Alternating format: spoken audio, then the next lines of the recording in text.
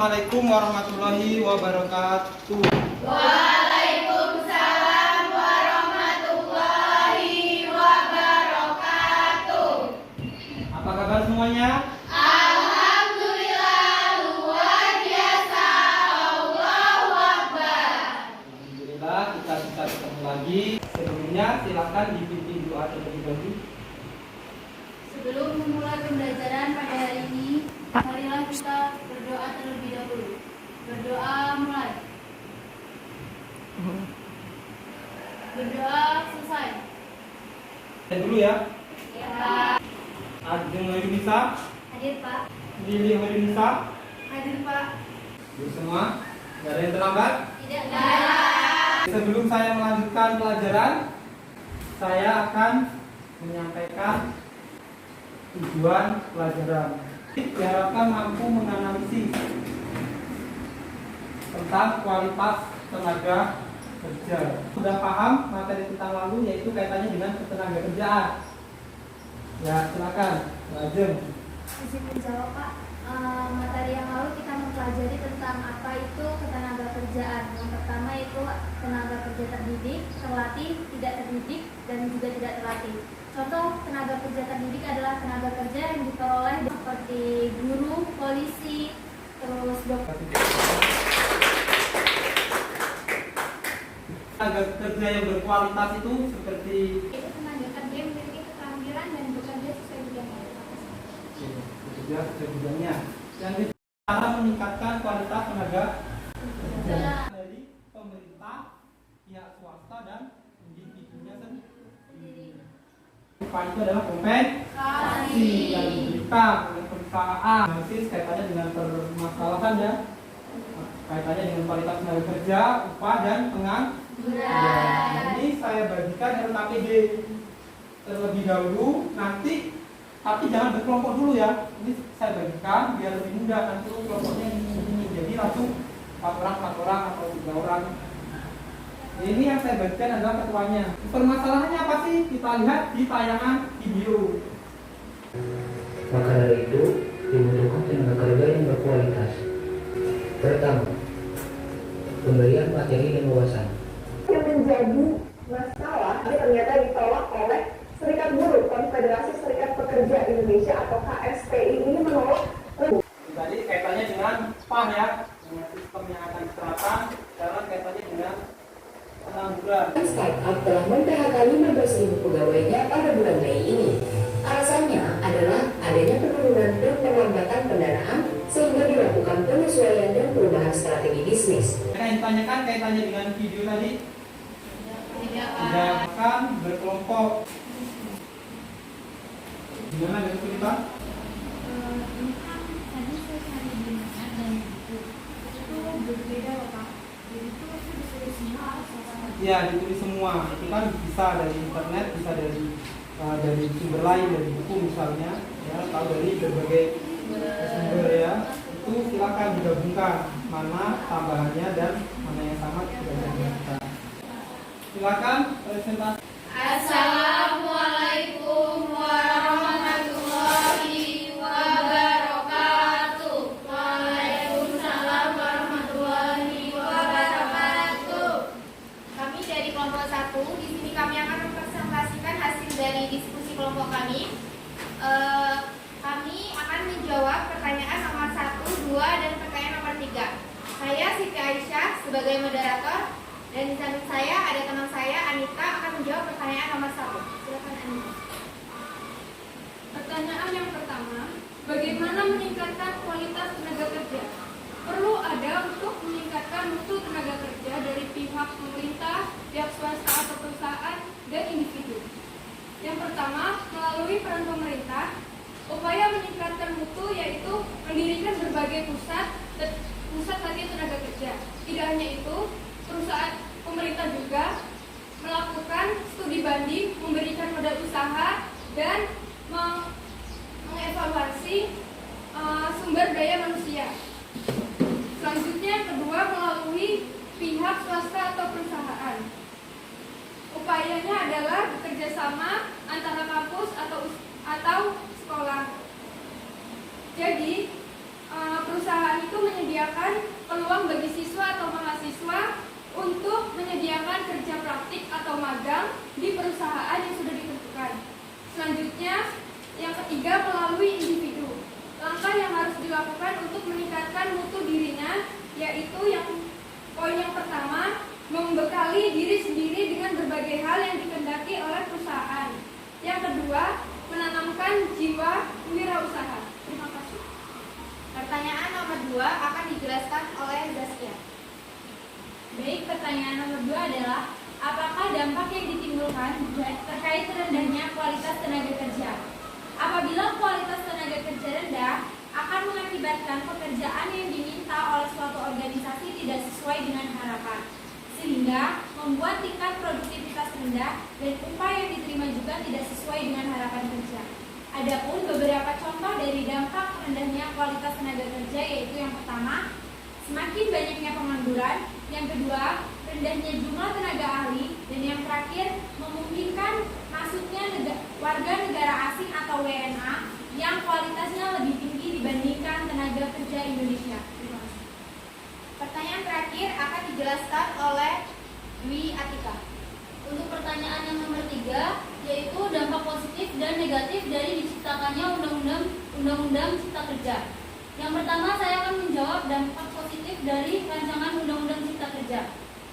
Dampak positif dari rancangan Undang-Undang Cipta Kerja ini diharapkan dapat membuka lapangan pekerjaan baru, di mana rancangan undang-undang ini mengatur mengenai ketenagakerjaan yang mengatur jam kerja, upah, pesangon, serta mekanisme pekerja kontrak yang ditunjukkan untuk dapat meningkatkan kualitas ketenagakerjaan. Rancangan undang-undang ini diharapkan dapat mengatasi permasalahan ketenagakerjaan, permasalahan pengangguran yang ada di Indonesia. Rancangan Undang-Undang Cipta Kerja juga mempermudah masuknya investasi. Selain penyerapan tenaga kerja, kemudahan dalam mendirikan badan usaha maupun perusahaan. Rancangan Undang-Undang Cipta Kerja juga diharapkan merupakan kebijakan yang dapat menguntungkan masyarakat, pada khususnya perekonomian Indonesia pada umumnya. Proses perizinan ke Indonesia akan lebih cepat dan mudah, sehingga perekonomian diharapkan dapat segera berputar. Investasi yang cepat juga akan mendorong semakin bertumbuhnya usaha-usaha kecil, mikro, dan menengah untuk menyerap tenaga kerja. Selanjutnya adalah dampak negatif dari diciptakannya Undang-Undang Cipta Kerja ini adalah dinilai banyak merugikan buruh, nelayan, dan kelompok masyarakat lain. Masyarakat menganggap bahwa Undang-Undang Cipta Kerja ini lebih mengutamakan melayani kepentingan korporasi seperti perusahaan-perusahaan besar yang sudah terdaftar secara resmi, hingga melahirkan hiperregulasi semu. Pembuatannya pun banyak yang tidak sesuai mekanisme pembuatan peraturan perundang-undangan. Terima kasih. Gimana? Ada yang mau bertanya? Bukan namanya ya. Assalamualaikum warahmatullahi wabarakatuh. Waalaikumsalam warahmatullahi wabarakatuh. Saya ingin bertanya, untuk apa pemerintah menciptakan UU Cipta Kerja? Ya. Terima kasih untuk Sheila atas pertanyaannya. Di sini saya akan menjawab pertanyaan tersebut. Ya. Tujuannya itu mendorong investasi, mempercepat transformasi ekonomi, menyelaraskan kebijakan pusat daerah, memberi kemudahan perusahaan, mengatasi masalah regulasi yang tumpang tindih, serta untuk menghilangkan ego sektoral. Gimana? Maaf, saya Sangga. Saya Amelia dari kelompok 3, tapi menurut kelompok kami masih banyak buruh yang dirugikan dan masih banyak yang sulit menjadi karyawan, lalu upah kerja seolah-olah seperti kontrak kerja. Terima kasih. Oke, terima kasih untuk sanggahannya. Yaitu maksudnya itu pemerintah itu menciptakan UU Cipta Kerja. Nah, salah satunya itu yang saya ketahui untuk mempermudah investasi asing untuk menciptakan lapangan kerja. Walaupun untuk menjadi karyawan menjadi sulit, tapi penyerapan tenaga kerja semakin banyak. Sekian materi dari kami. Terima kasih atas kerjasamanya dan perhatiannya. Kami tutup. Wassalamualaikum warahmatullahi wabarakatuh. Waalaikumsalam.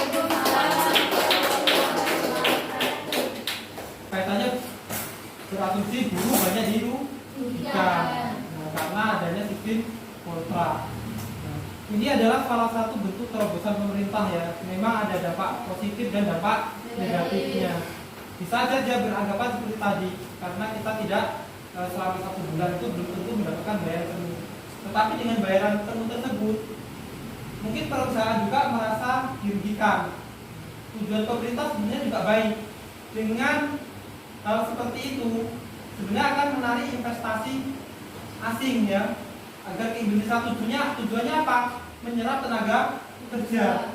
Mungkin keluhan perusahaan saat ini adalah dimana ketika musim tidak bekerja, tanggal merah, libur nasional, kita kan banyak liburnya nih, ya kan?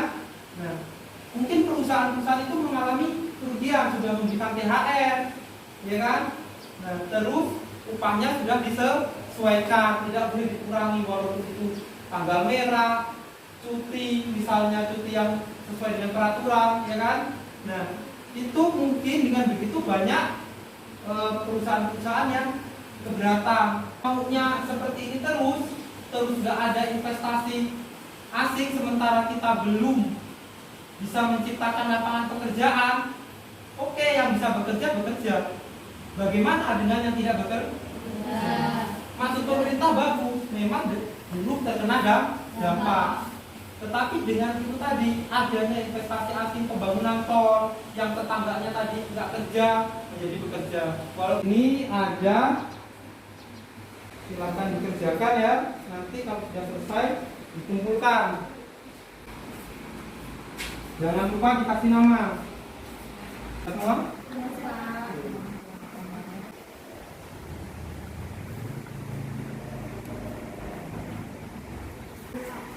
Yang sudah selesai bisa dikumpulkan.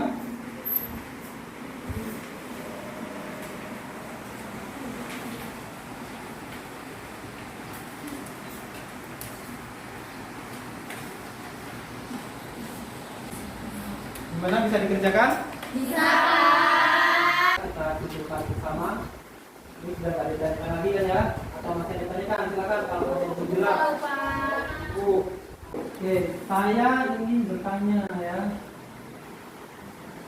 Apa yang sudah dipelajari pada hari ini? Dapat mengetahui kualitas tenaga kerja dapat ditingkatkan melalui dorongan dari pemerintah menyediakan pelatihan-pelatihan, dan juga yang baru-baru ini pemerintah menyediakan program prakerja. Selanjutnya adalah dari pihak swasta itu, pihak swasta yang melakukan kerjasama dengan. Silakan untuk berikutnya disimpulkan, ada intinya saja. Silakan. Saya baru bisa izin menyimpulkan, jadi pembelajaran kita hari ini kita dapat mengetahui itu bagaimana cara meningkatkan kualitas dari ketenaga kerjaan, informasi upah, apa itu pengangguran. Pengangguran kan seperti yang kita ketahui, yaitu ada pengangguran terbuka sama terselubung. Pengangguran terbuka itu adalah pengangguran yang kita misalnya contohnya habis lulus kerja nih, kan nggak langsung dapat kerja. Sedangkan pengangguran terselubung itu adalah pengangguran yang jam kerjanya kurang dari 8 jam. Oke ya, masih semangat? Tetap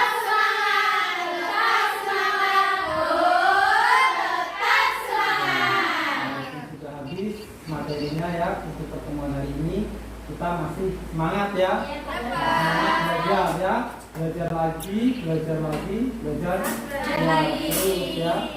Pokoknya hari ini belajar, besok belajar ya, kita belajar sepanjang hayat ya, panjang masa. Kalau kita ini ya sepanjang hayat boleh, sepanjang masa juga boleh. Oke, selanjutnya kalau sudah tidak ada pertanyaan, kita tutup ya dengan doa. Silakan. Sebelum mengakhiri pembelajaran pada hari ini, marilah kita berdoa terlebih dahulu. Berdoa mulai. Berdoa selesai. Oke, saya akhiri. Wassalamualaikum warahmatullahi wabarakatuh.